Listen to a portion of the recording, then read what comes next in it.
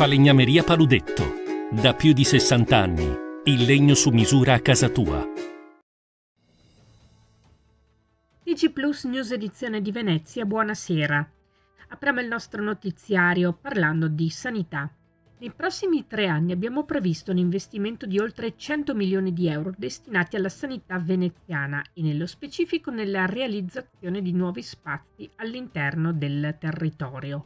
Lo ha dichiarato l'assessore alla coesione sociale del Comune di Venezia, Simone Venturini, intervenuto oggi a Marghera in occasione della nuova sede dell'ambulatorio disturbi del comportamento alimentare dell'ULSS 3, ricordando l'impegno dell'amministrazione comunale nel campo della sanità pubblica.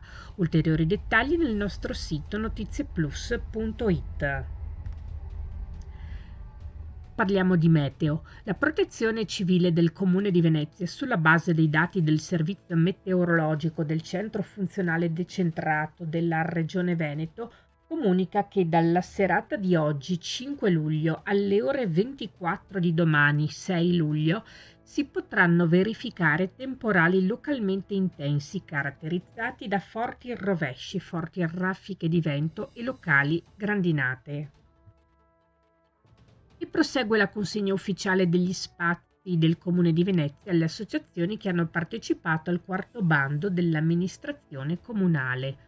Oggi a Villa Querini l'assessore al patrimonio Paola Marra ha incontrato i rappresentanti delle associazioni Coro Voci dal Mondo per Venezia Verde e Sostenibile e Folk Sporting, che hanno firmato la concessione degli spazi per 3 anni, rispettivamente al centro civico Fratelli Bandiera, Ciardi, Villaggio Laguna di Campalto.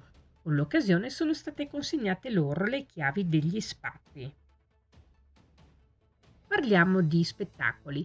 Torna per il 4º anno consecutivo Cinema Bark-In, il primo drive-in in barca d'Italia, che si svolgerà da domenica 3 luglio e lunedì 31 e da giovedì 3 a domenica 6 agosto, come da tradizione, nella cornice dell'Arsenale di Venezia. La programmazione cinematografica e musicale, curata anche quest'anno dall'Associazione Culturale Femmes du Cinéma, prevede ben 6 serate di cinema all'aperto, con molti ospiti dal vivo, musica, comicità e presentatori. Si parte, come detto, il 3 luglio e si chiude il 6 agosto. Tutti i dettagli nel nostro sito notizieplus.it.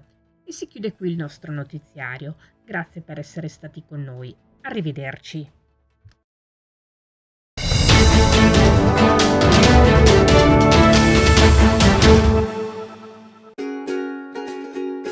Falegnameria Paludetto.